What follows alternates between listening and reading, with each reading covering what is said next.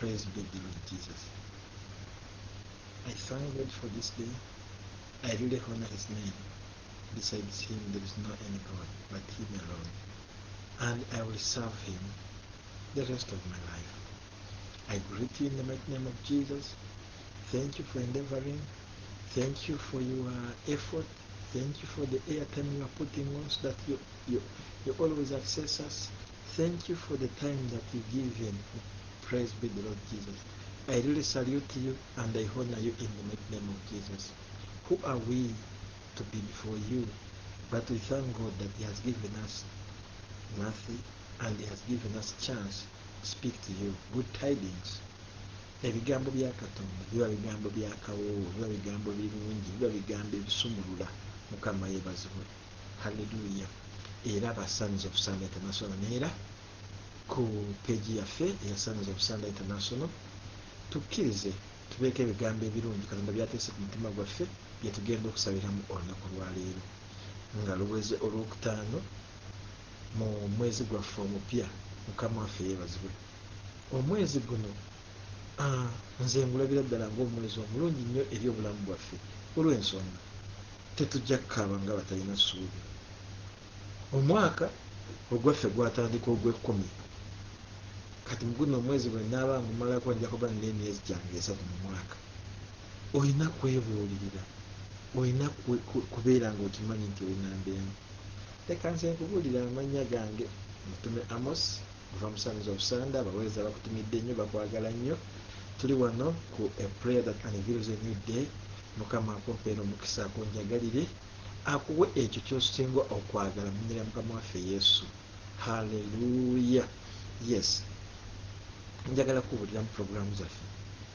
Obadde okimanyi kuva Monday mpaka Friday saa 6 gwe musana tuba ne super lunch hour. Mukama waffe yeebazibwe. Wabeerawo lunch hour buli Monday to Friday saa 6 njogera ku budde bwa South Africa. Buli 6 gw'ekiro nga ssaawa zino tubeera ne programu ey'essaala etusindika mu lunaku olupya. Yesu n'atusookayo, Katonda n'atusookayo, Mwoyo Mutukuvu n'atusooka, ffe ne tumuva emabega ne tutambulira mu kyawandiikibwa ekiri mu Yokaana 10. Amiina. Ekigamba nti ye endiga bw'amala kuziggya mu kisibo agenda mu maaso ne zimugoberera olw'ensonga zimanyi eddoboozi lye ate naye azimanyi amannya gaazo. Mukama waffe yeebazibwe. Haleluya. Yes, kati eyo essaala ebeerawo buli saa 6 gw'ekiro era yino bw'eri. Mukama mulungi. Kati ate kankubuulire n'ekirala nti buli Lwakubiri ssaawa 12:00 buli Lwakubiri ssaawa 12:00 tubeera ne puroguramu eya Raising a Child to Adore God. Okukuza omwana ng'alimu embala ya Katonda, ng'alina okutya Katonda, ng'amanyi ali wansi w'obuweereza bwa Katonda. Buli Lwakuna tubeera ne puroguramu ssaawa 12:00. Buuza musumbawo, ask your pastor. Olina kyakulemerera, olina ekikusumba, olina ekikunyigiriza, buuza omusumba. Ate n'olw'omukaaga ne Sande neeba surveying the word of God, okulambulira ekigambo kya Katonda. Mukama waffe yeebazibwe. Okulambulira ekigambo kya Katonda. Obadde okimanyi nti abantu babula olw'okubula okumanya, bazikiridde olw'okubula okumanya. Naye ate wali kigambye mu Yokaana 8 nti bw'olimanya amazima go gali kufuula wa ddembe. Obiwulidde ebigambo ebyo? Bali babuze mu Hoseya olw'okubula okumanya. Ate wano Yesu agambye kasita ggwe weefubako, kasita ggwe ogoberera ye, kasita obeera mu kigambo kye n'okitegeera, kyo kigenda kufuula wa ddembe. Mukama mulungi. Haleluya, haleluya, haleluya, haleluya, haleluya, haleluya. Mukama mulungi, Mukama wa kitiibwa. Haleluya. Yes, kati nno okiyite nti surveying the word of God. Abalala bakiyimpa n'okigamba Bible study. Kati ate ffe ne tukiriza ddala mu Luganda tugamba okulambula ekigambo kya Katonda. Mukama mulungi. Haleluya. Yes. Nonno programu yaffe bwete bwetambula kati awo tuteekako na short videos as emotional motivational words, encouragement words zibeera ku short videos, then tubeerawo ne visual message y'okusoma busomi. Mukama akutuwe omukisa ng'otweyungako obeera kitundutundu kya Sons of Sunday. Ffe omulimu gwaffe kubuulira enjiri gyabalesta first faith, okwogera basics, okwogera ebyo Katonda byennyini byatugamba tulina okubuulira abantu. jjukira tutambulira ku ekigambo kigamba nti I am a winner in Christ Jesus. I am a winner in Christ Jesus. Kyetambuliramu naye ngenda kukulaga ku luno tugenda kuwangula tya mu ssaala eno gye tugenda kusaba nga tutusomye ebyawandiikibwa. Mukama waffe yeebazibwe. Haleluya. Yes, kati mbadde nkyagamba nti oli muwanguzi lwakuba gwe tanakitegeera. Ndi muwanguzi. Ekigambo obuwanguzi ge mafuta agakuteekamu amaanyi. Ekigambo okulemererwa ge mafuta agakumalamu amaanyi. Kati njagala mulokole weeteekemu ekigambo ndi muwanguzi lwakuba kye kyakutonderwa. Bino ebirala byonna byajja olw'okumala kwonoona. So kati gwe bweweebulira n'ogamba nze ndi muwanguzi mu linnya lya Mukama waffe Yesu, ne Yesu ayimirira ku kigambo kye n'akigoberera era n'akinyweza. Haleluya. Mukama mulungi. Ndi muwanguzi. Tugenda mu kyawandiikibwa tujja kukisanga mu Deuteronomy essula 7. Deuteronomy essula 7. Mukama yeebazibwe. Nono tugenda kusoma ennyiriri eziwerako. Katano tujja kusoma kuva 17 tujja kukoma ku 26. Deuteronomy essula 7 nga tuviira ddala ku 17 okutuuka ku 26. Nzikiriza nsome. Mukama waffe yeebazibwe. If you say to yourself, these nations are greater than I, how can I drive them out? Gwe kasita otandika kwebuulirira nti gano amawanga mangi kunze, naagagoba ntya, naagawangula ntya, naagasindiikiriza ntya okuva mu maaso. Ebyo ebigambo bibeera by'omuntu omutiitiizi, bigambo bibeera by'omuntu feriya, ebigambo bibeera by'omuntu awanise aweddemu amaanyi. Naye Bayibuli egamba etya? Egamba ku 18, do not be afraid of them. Be sure to remember. Be sure to remember what the Lord your God did to Pharaoh and all Egypt. Kama waffe yeebazibwe. Katonda akugambye just gweweefeeko, fuba nnyo okujjukira Katonda kye yakola eri Falaawo n'Abamisiri bonna. Bw'oba ogamba nti amawanga mangi gakwetoolodde mangi nnyo, bw'oba ogamba ebizibu bingi nnyo, bw'oba ogamba apostle gw'oyogera bw'ati maybe n'ekizibu kimu naye nze nina ebizibu nga 6 ago ge mawanga 6. Katonda akugambye teweeraliikirira, just gwe weefeeko, fuba nnyo okujjukira, biswa, fuba nnyo okujjukira Katonda kye yakolera Falaawo n'Abamisiri. Mukama waffe yeebazibwe. Haleluya. Sooka obeere n'obujulizi, sooka obeere ng'olina obujulizi. Mu Bayibuli mulimu obujulizi bungi. Abasajja Bayibuli baagiwandiika etereeze effeeyi. Sooka olabe obujulizi. Gundi yayitawo atya? Of recent wano ye Yobu yawangula atya? Ate ono mukwano gwaffe ye yakikola atya Yusufu? Naye ate bannange Elijah ye yakikola atya? Bwe genda ng'ofuna obujulizi, soma ebyawandiikibwa ebikuzzaamu amaanyi, soma message ezo, soma stories ezikuyimusa ezirina obujulizi mulokole, so that wejjemu ekintu. Ate kankubulire n'ekintu kirala, beera ne Bayibuli, beera ne Bayibuli, kinyinza kugamba beera n'ennyimba mu mutwe. Buli lw'owulira obudde bw'okulemererwa, obudde bw'okunyomibwa, obudde bw'okujeregebwa, obudde bw'okusomoozebwa, weteekamu oluyimba Yesu beera nange, Yesu tondekangawo. Beeramu oluyimba olukulaga nti waliwo embeera ebadde egenda kulumba naye ate omugambye abeere naawe. Bayibuli egambye, you may say to yourself, these nations are stronger than we are. How can we drive them out? But not be afraid of them. Remember well, verse negambye, remember well, jjukira bulungi. Mukama yeebazibwe. What the Lord your God, Katonda wo, Katonda si wa mulala, tugamba Katonda wo kye yakolera Falaawo n'aba Egyptian oba ne Egypt yonna. Yes, amawanga mangi, teriyo n'omaganye nti toyita mu kizibu. Oli mu kuyita mu kizibu munnange, tukimanyi. Oli mu kuyita mu mbeera, oli mu kusoomoozebwa, oli mu kujeregebwa, ensi evumye gwe, ensi ekukoze bweti. naye ebayibuli yegamba ki kati ffe tujjira mu eriya ya bayibuli bwe tunatambulira mu eriya y'ensi tujja kulemererwa naye ate bwe tutambulira mu eriya ya bayibuli tuwangula tuli bawanguzi n'okukirawo mukama yeebazibwe bayibuli egambye nti olw'19 the great trials that you saw the signs and the wonders the strong hand and outstretched arm by which the Lord your God brought you out. The Lord your God will do the same to all the people you fear. Aya. Soko kawulire nga bakawooma kankaddemu. Tuli ku Lw'ekumi. The great trials that you saw. Nti ebyogezesa eby'amaanyi gwe bye walaba. Mukama waffe yeebazibwe. Hallelujah.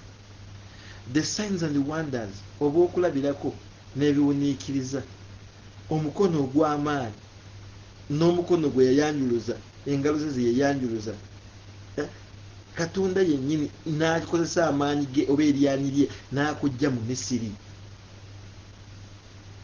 Katonda ge maanyi kyekikolwa yengeri yennyini agenda kukuba abo abantu gwe bootya abayise peoples. When you hear of the peoples in the Bible, now this is a group of people, kibeera group of people, like groups of people with different race, with different culture, with different norms, groups of people. Kati Bible eyinza kisikanya ekiyita peoples luzungu lutuufu tolutya.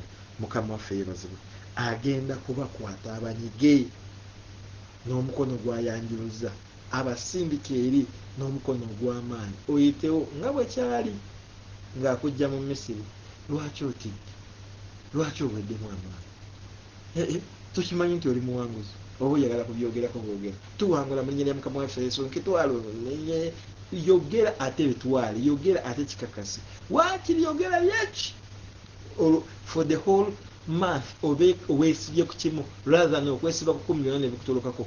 Kwata kimu okiremereko mpaka ng'okifunye. Mukama yeebazibwe.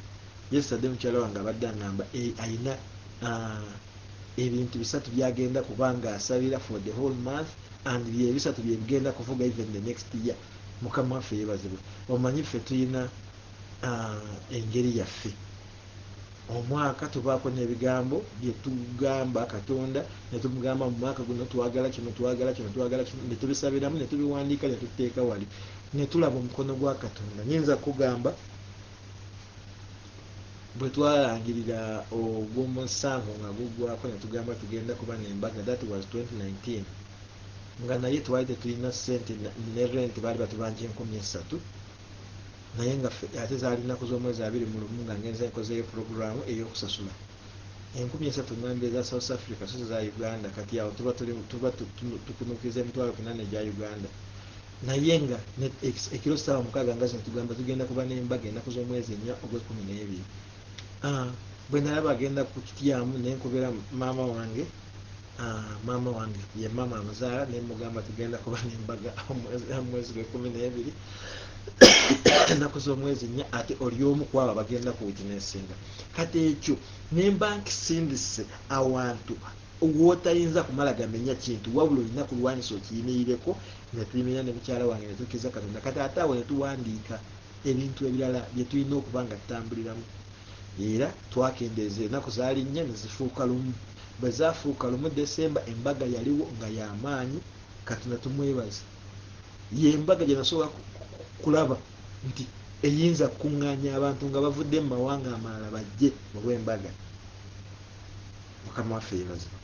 Nga ndi wano mu ggwanga nga siri yange oba tuli mu ggwanga nga siri yaffe ne mukyala wange. Mukama yeebazibwe. Kati ate puroguramu zaffe zaali supposed endala kutandika as early as January 2020. Ne wabaawo abatusumbuwa ne baganira mu mayumba ne babaawo biki ne tukola ebintu nga biri late. Twakolayo omwezi gumu ku kimu ku 4 lwakuba twalina programs endala 4. Twakolayo kimu kyokka. Twali tetulina kituusa ly'essomero. Twali twakaliggulawo omwezi gumu nga tufunye abaana 24-25 wiki lockdown. Ne balookinga down ne tutambula mpaka ogw'omunaana nga basibe. Naye njagala kugamba tulabye Katonda era njagala kugamba tulabye Katonda almost ebintu byonna ebina buli kimu kirina engeri gyekikwatiddwako naye kitanaba kukwatibwako tumanyi omwaka wegenda kugwerako wagenda kubaawo ekikwatiddwako kiki Katonda ye Katonda ayakuyamba okukujja mu Misiri. Amaanyi ago tegaamugwamu, amaanyi tegaabula, amaanyi tegagenda, takaddiwa, tabongoota, tera teyeebaka, takyuka. Ye Katonda wa yesterday today and forever. Erinnya lye yeyita go and tell them I am. I am eba present. Gwe buli w'omwagalira abaawo. Tontegedde buli w'oyagalira Katonda I am. Musa olinaki muggo gukube wansi olabe bakuba ayamu wendi ngenda kuba naawe ayamu. Okyasobola kwebaka naye teyeebaka lwakuba yakola okwebaka. Okyasobola kukaddiwa ye tekaddiwa lwakuba yakola okukaddiwa. Okyasobola kulaba ennaku zikuweddeko ye tezimuggwako lwakuba yaziteekawo. Okyasobola kulaba nti tokyasobola kufuna kino ye takitye olw'ensonga ye yabiseetinga. Feeza ne zaabu bibiri God n'ensolo eziri ku lusozi lwonna zize Mukama waffe yeebazibwe. So agamaanyi gagenda kukozesa ŋŋanuddewo nnyo katugende ku lwabiri kati kambuge speed. The Lord kandabe obuddoke. The Lord your God will also send the hornet against them. Haya. The Lord your God will also nga biri amaze kubikozesa amaanyi amaze gakozesa amaze n'okuwa promise akutegeezeza nti ogenda kuwangula ate agenda kusindika enjuki ennumba. Bw'owulira Mukama waffe yeebazibwe bw'owulira hornet kasita owulira hornet Mukama yeebazibwe haleluya. Bw'owulira hornet ezibanga enjuki zibanga ennumba naye ziri wakati yawo kinene kiwuka kinene nnyo ekyo kyo kikuba. Mukama waffe yeebazibwe nti the Lord your God will also send the hornet against them until all the survivors and those hiding from you perish. Waliwo agenda kusindika enjuki mu kampu y'abalabe bo ziryoke zikube balinga bwe zirabako nti n'abo abasigalidde n'abakwekweseeko zigenda kubakuba mpaka nga bawedde. Perish kitegeeza okuzikirira. Mukama waffe yeebazibwe. Do not be terrified of them, for the Lord your God, a great and awesome God, is among you. Tobatya, tobeeraliikirira olw'ensonga Katonda w'amaanyi, Katonda omulungi, ow'ekitiibwa, atenkanika, ali wamu nammwe. Ali ku luyi lwaffe ate omulaba baani bannange, ali ku luyi lwaffe ate omulabe yaliwa. Laba Yusufu nga bwe yali alina amateeka mu Misiri nga tabeerangako na mu Misiri takirootangako era yagendayo nga mukulu naye amateeka ge yali akolera mu Misiri nga bagamba turn left nga bataninga left, turn right nga bataninga right. Why? Because the favor of God was upon him. Bengera Danieri bamulengereranga waggulu bo bali wansi bananyini nsi. Why? Because he knew his God. He knew who he was. If we can only know who we are in the presence of God, then all things will be good and all other things will come in our favor. Praise be the Lord Jesus. The Lord your God will drive out these nations before you little by little. You will not be able to destroy them all at once. Otherwise, the wild animals will become too numerous for you. The Lord your God will give them over you and throw them into great confusion until they are destroyed. He will hand their kings over to you, and you will wipe out their names under heaven. No one will be able to stand against you. You will be and hate them. You will burn up the carved images of their gods. Don't covet the silver and gold on the images and take it for yourself, or else you will be ensnared by it, for it abhorrent to the Lord your God. You must not bring any abhorrent thing into your house, or you will be set apart of destruction like it. You are utterly detested and abhor it, because it's set apart for destruction. Come on, famous. Yagadde nyangwekaawo nti Katonda agenda kuddira abalabe bo atandike okubanyiga omu ku omu, obwavu anyige, obuwuulu anyige, obutabeera mafuta anyige, obutaba na ddoboozi lya kusinza anyige, gwe okubeera mu kyaki nga buli myaka n'ebisiiba ogoba ku gwe emizimu agenda ginyiga, okubanga tolina nnyumba agenda kunyiga, okubanga totambulangako bweru waakiri kusimbula n'ogenda mu ggwanga erikuliraanye agenda kunyiga, kimu ku kimu, kimu ku kimu, kimu ku kimu. Mukama waffe yeebazibwe. Haleluya. Mwenna abatuuse ku mukutu Mukama abawe omukisa. Tuli ku kigambo I am a winner in Christ Jesus, naye tusomye ekyawandiikibwa ekiri mu Deuteronomy chapter 7 verse 17 to 26 ekigamba nti Katonda agenda kuba abalabe betubadde tumanyi bangi nnyo.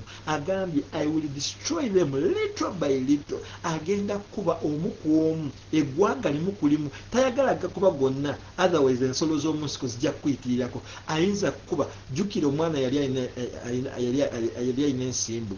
Yesu bwe yamugobamu ensimbu, omwana yagwa n'abanga afudde, n'abantu ne bagamba afudde. Yesu n'amukwata ku mukono n'amusitula n'amugamba muvubuka situka, muvubuka n'addamu obulamu n'amukwasa taata we. Kati ebyo Yesu tabyagala, ayagala akube kimu kimu mpola, kimu kimu mpola, kimu kimu mpola, okutuusa bw'anaakutereeza. Ate agambye buli kyakuba agenda kuwa obuyinza ku kyo. Bw'akuba obwavu ne bukuvaamu agenda kuwa obuyinza ng'osobola kusabira omuntu naye obwavu ne bugenda.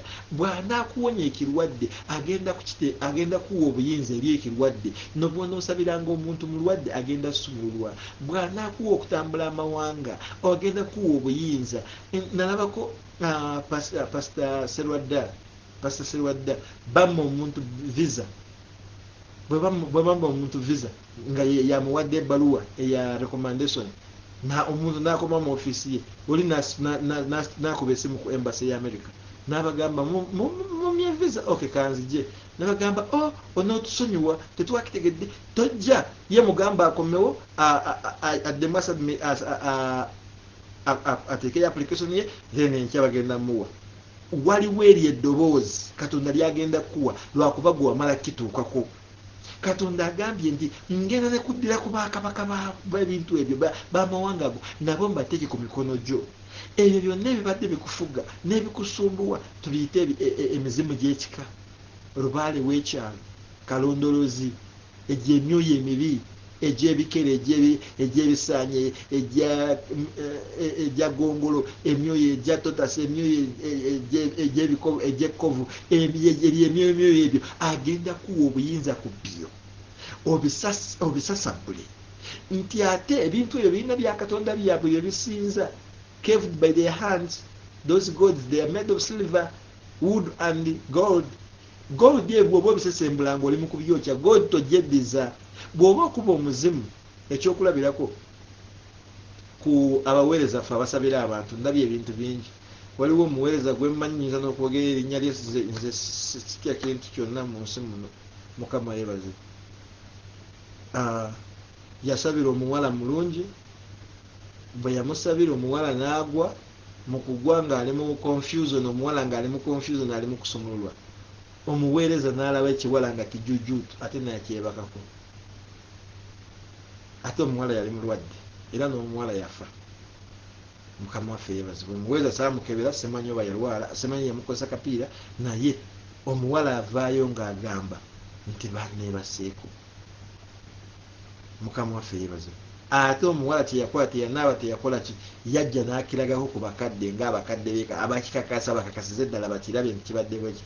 N'oli bamutuzaako ne mu miitingi ne babiwozaawoza mpola mpola, lwakuba kyagwa kwa yali mukwano gwe, mukadde w'ekkanisa yali mukwano nnyo ate wa pasita, n'abiwooyawooya. Kiki kye nkugamba mu kyo?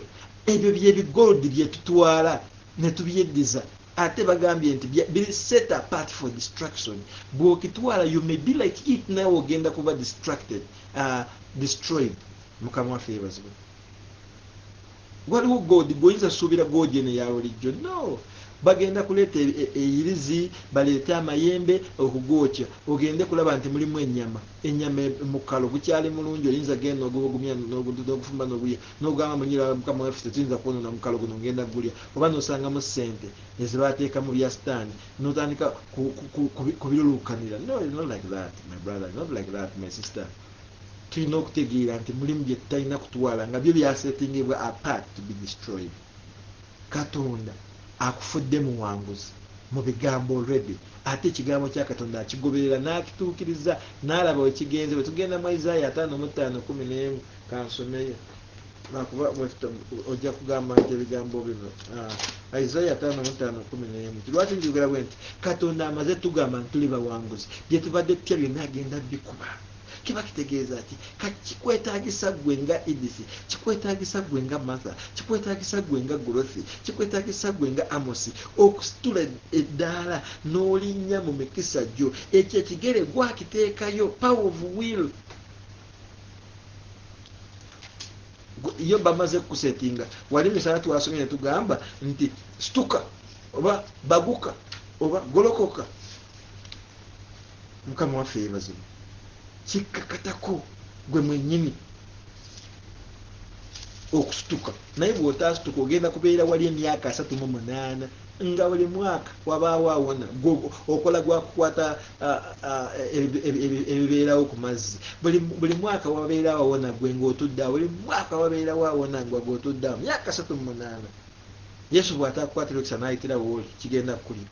Naye singa osituka n'oweeteekamu amaanyi. Twali tusomako ekyo ekyawandiikibwa netukyogerako ne mukyala wange netugamba n'omusajja ono naye yali munafu emyaka 38 wonna we yali yandibadde yeeseetula mpola yandibadde yatuuka kumpi n'omugga ogwo, kumpi ne puulu eyo, naye yasigala kake wali ne kamusitula 38 years. Mukama yeebazibwe. Saagala obeeraawo paka 38 years. Saagala ekikulukuto kikulye emyaka 12. Saagala ebbango likukwata emyaka 17. Waliwo Yesu ayakugambye nti amaze kusumulula, naye kati gwe kikwetaagisa okutegeera n'ofuna kye bagambye remembering well, n'olinnya mu mukisa gwe n'omanya ye Katonda yakuba Isirayiri, ye Katonda yakujja mu nsi y'e Misiri, amaanyi ge gamu gagenda kukozesa kuba n'abalabe boolaba. Balabe ki? Tolina ssente, tolina mwami, tolina mukyala, temulina luzaalo. Omukyalo balina emyaka 6 tolina luzaalo. Ago gonna amawanga agenda gakuba. Ozaale osabire n'abo abatasobola kuzaala bazaale, lwakuba agambye buli kyawangula agenda kuwa obuyinza ku kyo. Amiina. Nandibadde nziraba nga ziyitinga naawo, era neeyo wandibadde ogikuba wonna wooli, era wandibadde weesunako ogambe nti mpangudde, mbadde sikimanyi naye mpangudde. Weewaawo tusaba, kusaba kirungi, naye kyagala n'okusaba ky'omanyi. Waaliwo omusajja yali mu kigaali ne bajja ne bamubuuza gwe by'osoma obitegeera, n'agamba n'abitegeera ntya nga sirina abinsomesa. Kati twagala tusome ekigambo ne bw'osabira eddakiika 5 oba eddakiika 3 oba eddakiika 10 naye nga ky'osaba okitegeera ng'okitambuliramu. Kangamba amiina lwakubanza ajeewa wano. Mukama waffe yeebazibwe. Tuli mu 55:11. So my word that comes from my mouth will not return to me empty. Nti n'olw'ekigambo kyange ekiva mu kamwa kange tekirikomawo gye ndi nga ngalonsa nga kyereere, but it will accomplish what I please and will prosper in what I send it to do. Nti kijja kumaliriza omulimu ogwo ogunsanyusa, ate kigenda kufuna obuwanguzi mu ekyo kye nkitumidde. Ekigambo kya Katonda oludde kyazze mu bulamu bwaffe nga kitugamba tuleme kuba n'okutya ku mawanga agatwetoolodde. Haleluya. Mawanga ki agakwetoolodde manyinaze? Nyinza kuba simenye eggwanga erikwetoolodde gwe nga gwe, naye gw'olimanyi. Naye amawanga almost agenda kuzino mu era yaffe oba mu generation yaffe gagenda kufaanagana.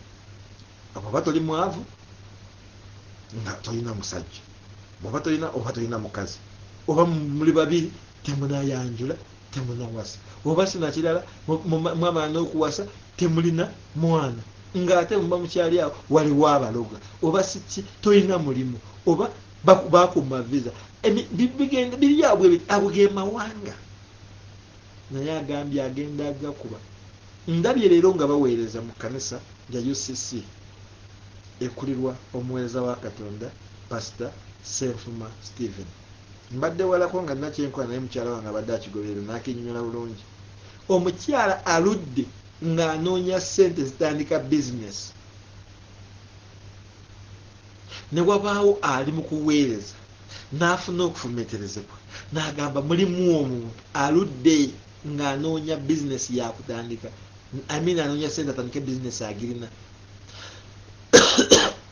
mangu ago ayaze kusaba I think teyaze nansawo etwala sente bambi osanga n'ensawo gye yaze naye tesobola kutwala sente ezo mukama waffe yeebazibwe osanga aze nga tetegese n'okuba nga agenda kusitula sente ezo yavuddewo nga amuwa sente ate yafukamidde agaba sente n'aziwooli aludde nga azinoonya eza bizinesi naye nga yeekusika mu mukama waffe yesu ali mu kya kitavaamu esaala yazitunuuliza katonda asaba kitaffe n'amugamba nsaba capital era abadde mu kyaki si bweru si ku banka ndeka naawe sigambye nti mu paaka sigambye nti agenze kukyala n'aziromba buntu sigambye nti agenze n'agamba bw'oba buulira nti waliwo atalina sente za capital ky'oba obuulirako teyasitudde engalo ezo wabaddeyo omulungi waggulu ng'amanye ensonga eri munda yabaddeyo katonda n'alaba obulumi bw'omwana we n'alaba obugagga bw'oli abuulira n'ateeka ekigambo eri nekikonekitinga nekisanga ono sente bazimuwadde nga bafukamidde era n'essaawa zino alinze buke agenda atandika bizinesi ensozi ki ezikulumbye waliwo sente eziri redde gwe beera wol supposed kubeera be in your position that's what they told Joshua gwe beera mu kifo kyo stand strong and be courageous stand still and you'll see the hand of God. The Egyptians you see today, you'll never see them again. But it requires your ability of waking up, putting on your garment of strength, and stepping in, or stepping in your blessings. Bw'onootuulaawo kigenda kukulya kive n'omukulya kikugaaya kive n'omukugaaya kikumire naawe olina kyolina okukolako omusajja yali muzibe w'amaaso kyetwogeddeko yesterday baamugamba bawanda wansi amalusu yesu mu ttaka n'agafunamu kadongo n'akateeka mu maaso amaaso ge mafu zeetaale zimulaga waalaga kati gaali mafu yesu n'agongeramu akadongo ngamba ettaka nga lirimu amalusu ga yesu n'alyongeramu kati n'amutuma ate Solomu agenda naabe olina naawe kubaako kyokola mu buwanguzi bwo ebisinga babikoledde naye waliwo naawe kyolina okukola mukama waffe yeebazibwe ogenda kusaba ng'ogamba amawanga gonna weebale yesu tomugamba nti gamenye akugambye olwedde agenda gakuba esaala katuzitereezeemu ye yakugambye totya just jjukira bujjukizi kye nakola bamisiri ne falaawo waako bye ngenda kukola ebyo ngenda kuba limu ku limu ate buli byemaliriza nga nkuwa obusobozi ku ddyo n'abakabaka baago ku byo ate ogenda kuba okyo ogenda kubazikiriza ogenda kubamalirawo ddala agenda sooka asindikeyo enjuki zibakube kati banaaba nasigala ebiwuduudu ebyo ebiremalemu kazolite ebyo kati byogenda gwe okumaliriza tontegedde mbadde nkugamba tosaba Saala katonda nyamba okubeerera eggwanga nyamba okubeerera eggwanga no just gamba kato nkwebaza lwakuba okubye eggwanga ly'obwavu nkwebaza lwakuba okubye eggwanga ly'obuwulu nkwebaza lwakuba nfuuse muwanguzi mukama akuwa omukisa ng'osaba essaala eyo ngenda kusaba naawe saba mwanyinaze mmanyi waliwo ekikunyiga brother mmanyi waliwo ekikusumbuwa naye bwe tunasitula essaala twebaza katonda tujja kuba tumusoomozeza agenda kuwanguwala kuba agenda gamba abaana bange beebaziza naye tebanakwatako kangende mukama waffe yeebazibwe agenda sindika malayika nga yamusindika olwa Danyeri nga Danyeri yakasala ennaku 2 talina kyafunye naye nga kyali kyajja dda nga malayika bali mukuba enguumi ezitandikirawo Gabulyeri baali bamutisa enguumi waggulu awo Buperusi ne Yonaani malayika Michael malayika ow'omuliro malayika omulwanyi nakkirira n'akuba bali n'ayambako Gabulyeri n'amutuusa wali Gabulyeri ne yeewozaako munnange baabimpa olunaku lwatandika kusabirawo naye munnange nasanga waggulu amaanyi g'ekizikiza ne gankwata era mbadde nwanna nago kumala ennaku 2 mulimu okutuusa munnange ono heavyweight bwaze n'abakuba kati ekirabo kikindi paso yino okuddibwamuko kukuno munnange bakozeemu nti munnange ansayo weeri situla eddoboozi lyosabe nange omwesigwa kitange nkwebaza olw'ebigambo ebirungi byotese ku mutima gwange nkimanyi birina bwe bisumuludde ate nange terindesi kyekimu kitaffe omulungi buli kigambo kyoleeta kibaako kyekitegeeza era kibaako kyekikola ebyobulamu bwaffe nzikiriza nkwebaza nti weebale olw'okukigambo kyoleese nti tuli bawanguzi nti abalabe bonna be tubadde tuli mu kutya obakubye ogenda basindikira enjuki zisooke zikubaabo mukama nkwebaza lwakuba buli mulabe wonna abadde anumbye omusindikamu enjuki ate ogambye nti enjuki zigenda kukuba n'abo abasurvivors n'abeekwesa okuva mu maaso gange zigenda kubakuba zibamalirize nkwebaza mukama nzaani okubanga okola mukama n'okola obutaweera okulaba ngontereeza weebale kitange lwakuba ogambye amawanga gonna ogenda gakuba ate nti ogenda kumpa obuyinza ku go ate n'abakabaka baago ogenda abakayibadaka mukama weebale kitange omulungi omusumba atalemererwa manyi olina ensonga lwaki obikuba olw'ensonga oyagala onfuule muwanguzi oyagala ntuuke ku destiny yange oyagala ntuuke ku namulonde wange oyagala mukama nfune essanyu nfune emirembe ku ddyo ku kkono mu maaso emabega wansi waggulu mukama weebale yesu lwakuba oba oyogera n'okukolaokola ekigambo kye kifuluma mu mukamwa ako kikomawo bwereere wabula kigenda nekikola omulimu gw'okutumidde nekikomawo n'obujulizi nkimanyi waliwo obujulizi obujja si ddinne leero lyokka nkimanyi waliwo obujulizi obujja